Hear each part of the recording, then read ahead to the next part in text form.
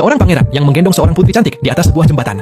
Namun kemudian, pangeran melemparkan tuan putri ke dalam jurang untuk jadi tumbal. Namun beruntungnya sang putri berhasil mendarat dengan selamat, walau terdapat luka-luka pada tubuhnya. Spontan setelah sadar, sang putri berusaha memanjat naik ke atas. Namun usahanya sepertinya sia-sia karena tembok jurang gua yang sangat curam. Namun tiba-tiba sang putri mendengar suara aneh di arah belakangnya.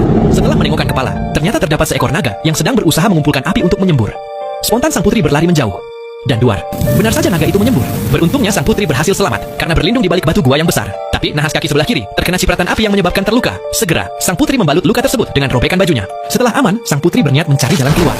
Tapi tiba-tiba, duar lantai yang ia injak rubuh dan sang putri pun terperosok makin dalam ke bawah gua. Namun lagi-lagi sang putri berhasil selamat karena punya 9 nyawa. Tapi siapa sangka ternyata sang putri menemukan sebuah gua penuh berlian yang berkilauan. Segera ia merobek bajunya dan mengambil sebongkah berlian untuk dibawa pulang. Setelah rasnya cukup, sang putri memutuskan untuk beristirahat. Sang putri pun membuka balutan luka kakinya sebelum akhirnya tertidur. Tapi terlihat ada sesuatu yang menghinggapi luka kaki sang putri. Tak beberapa lama sang putri terbangun, terdapat sebuah ulat ajaib yang dapat menyembuhkan luka kakinya. Sang putri pun melepas ulat-ulat ajaib tersebut yang kemudian dia tempelkan ke luka tangannya. Dan boom, lukanya menghilang tanpa bekas.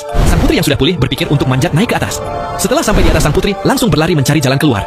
Di tengah perjalanan, ia menemukan sebuah harta dan telur naga yang menetas di sampingnya ada sebuah pedang. Tak pikir panjang, sang putri mengambil pedang untuk berjaga-jaga kalau saja ia berhadapan dengan naga kembar. Dan benar saja, ia akhirnya bertemu lagi dengan modal nekat wanita itu menghunuskan pedangnya kepada naga. Tapi spontan naga menyemburkan api pada sang putri yang menyebalkan tubuhnya terpontal masuk ke dalam danau. Dengan sigap sang putri berenang ke atas permukaan danau dan langsung berlari. Tapi nahas ia akhirnya berhasil ditangkap oleh sang naga. Terlihat sang naga sedang mengumpulkan api untuk menyembur. Tapi dengan cerdik, sang putri langsung menusuk matanya dengan pisau. Naga itu pun kesakitan dan dengan spontan tubuh sang putri dilempar menjauh. Namun siapa sangka naga itu ternyata masih saja kuat dan akhirnya sang putri pun terpojok. Pada saat sang naga menyemburkan api yang sangat banyak, sang putri pun menghindar dan boom, cipratan api itu terpental oleh batu yang akhirnya mengenai tubuh sang naga. Melihat kesempatan, sang putri pun bergegas meraih pedangnya untuk membunuh sang naga. Tapi tiba-tiba sang putri pun tidak tega membunuh sang naga tersebut. Ia lalu berlari ke arah danau dan mengambil ulat ajaib itu. Dengan sikap tulua, sang putri pun menempelkan ulat ajaib itu pada tubuh naga yang terluka. Kembali ke kerajaan, sang pangeran tengah melangsungkan pernikahannya dengan wanita baru. Tapi siapa sangka sang putri pun muncul berjalan dari arah gerbang masuk. Semua orang tampak terkejut dan kaget. Setelah sang putri menjelaskan kejahatan pangeran dan ibunya, mempelai wanita yang mendengar itu memutuskan untuk pergi dan membatalkan pernikahan. Di tengah momen menegangkan ini, muncullah seekor naga besar terbang mengaum dan hinggap di atas kerajaan. Tanpa basa-basi, naga itu menyemburkan api besar untuk membakar seluruh istana. Pangeran dan ibunya lenyap seketika. Sang putri pun berjalan keluar dari istana yang terbakar dengan sigma diikuti naga terbang di atas.